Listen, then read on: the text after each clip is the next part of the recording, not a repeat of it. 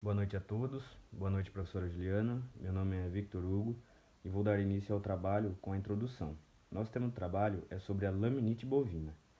Bom, vou começar falando sobre o que é a laminite bovina ou o aguamento. A laminite bovina é uma inflamação na parede dos cascos do animal. Essa inflamação, ela causa dores, claudicação e mudanças estruturais do casco. E com tudo isso, pode aparecer problemas de casco como úlceras de sola, erosão de talão, doenças da linha branca, hemorragia de sola e também fissuras. Agora eu vou falar sobre quais são as causas que podem trazer a laminite ao bovino, que pode ser por nutrição excessiva dos animais, o ambiente, a sanidade e também a genética desse animal. É mais comum encontrarmos esse tipo de doença por conta de excesso de nutrientes e também pelo ambiente em que o animal fica. Em caso de um lugar muito úmido e sujo, pode trazer uma laminite ao animal. No caso de nutrientes ao animal, essa doença de casco, em geral, ela ocorre em dietas com altas proporções de grãos e concentrados, associado a baixa qualidade e quantidade de fibras, sendo mais comum em confinamento, animais de exposição e também o gado leiteiro. E entre os fatores que pode levar à laminite, o surgimento da laminite no animal, o mais importante é a nutrição. Mas como Aí, a mas ingestão excessiva de grãos pode causar a laminite? Aí eu vou explicar também. É que nesse tipo de alimentação ocorre aumento na produção de ácido lático no trato digestivo, com destruição de bactérias e liberação de suas toxinas. Assim, observa-se endotoxemia e acidose sistêmica, que resultam em vasoconstrição periférica, com redução do fluxo sanguíneo, as lâminas do casco, facilitando o surgimento assim, da laminite. Deve-se também manter bastante cuidado em animais confinados, sempre manter o espaço limpo e com sanidade, o que também pode trazer uma laminite. É, é a superlotação de animais em um espaço.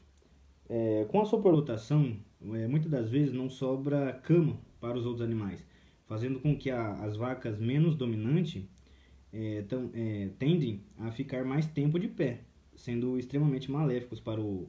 E outro fator também que as vacas não deitam são as camas ruins, o dimensionamento inadequado e umidade, pois a umidade também pode favorecer o amolecimento do casco e o piso de concreto pode causar microlesões no casco também, pois com tudo isso proporciona condições perfeitas para a entrada de patógenos no casco. Noite, de quem está falando é o Kelvin Augusto Faustino. Eu vou falar um pouco sobre sinais clínicos. Sinais clínicos. Nos sinais clínicos podemos ver que vão apresentar de três formas, que neles estão aguda, crônica, subclínica.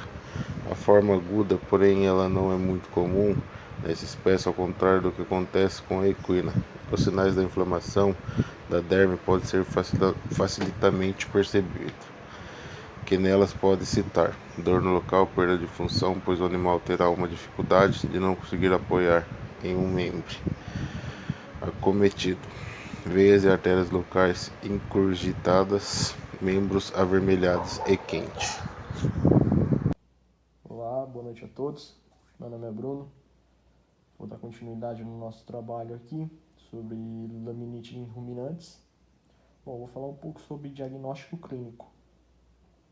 Bom, o diagnóstico da laminite requer uma abordagem tanto do indivíduo acometido quanto do rebanho, visto que alguns indivíduos podem ainda não terem apresentado sinais clínicos evidentes, mesmo que na fase de desenvolvimento da lesão. Ele não vai apresentar um sintoma, uma manqueira, e não vai estar apresentando ainda.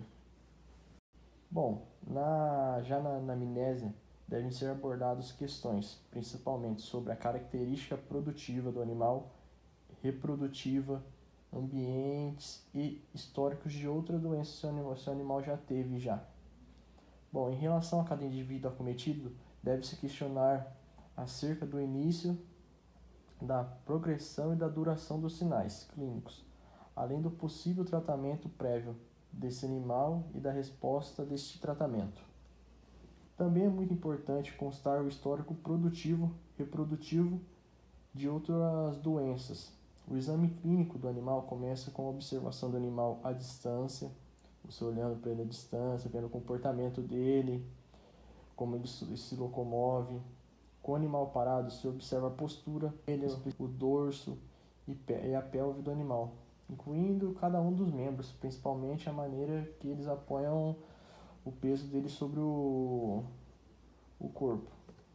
Bom, é comum também que os animais acometidos permaneçam longos períodos deitados. Eles preferem ficar deitados por causa da dor que ele está sentindo no casco. Ele prefere ficar deitado para não jogar o peso do corpo dele muito em cima. Ele vai evitar a caminhada e até mesmo ele vai evitar de se levantar. Bom, a inspeção nos dígitos deles deve-se buscar sinais de mudança em sua conformação, como o crescimento exagerado em algumas regiões e desgaste excessivo em outras. Bom, o dígito dos bovinos pode apresentar outras lesões, como traumatismo e lesão na sola, linha branca ou pinça, semelhante às associadas à laminite subclínica. Boa noite a todos. Cal aqui falando, eu fiquei responsável sobre a parte do tratamento da laminite e vou falar um pouco para vocês. O que podemos falar quando o assunto se trata do tratamento da laminite? Claro, o tratamento da laminite vai depender muito da forma que estaremos observando. Mas eu posso falar para vocês que quanto mais precoce for o diagnóstico da lesão do casco, mais poderemos ter um resultado com sucesso no tratamento desse animal. O animal sendo diagnosticado quando estiver no começo da enfermidade, terá menos chance de se tornar crônico esse caso. Temos 3 tipos de laminites: a laminite aguda, a laminite crônica e a laminite subclínica. Falando da laminite aguda, ela tem que ser vista como uma emergência, porque teremos que ter em mente em começar o tratamento do distúrbio digestivo e a correção do equilíbrio do ácido básico, que acaba se ocasionando pela dieta que o proprietário fez. E ter logo em mente em tratar o animal que estiver em atendimento e também muito importante combater a toxina. E se por aventura o animal estiver com dor, podemos trabalhar com anti-inflamatório e analgésicos.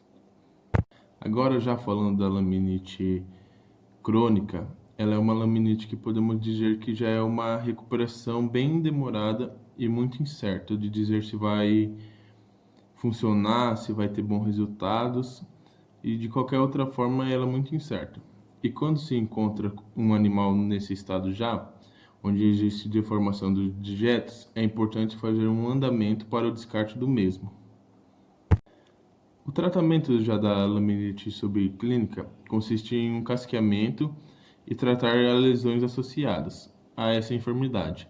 E de qualquer forma é de extrema importância de está observando para que não possa chegar ao caso crônico, que é uma das mais evitadas pelos proprietários. Boa noite, professora Juliana. Eu sou o aluno Pedro Leonardo Vergentin. Eu vou falar um pouquinho sobre a prevenção da laminite. Bom, começando, a laminite ela é uma doença que é bem melindrosa. Então, o tutor e o médico veterinário devem ficar sempre atento com ela, pois ela é uma doença que pode causar diversos sintomas.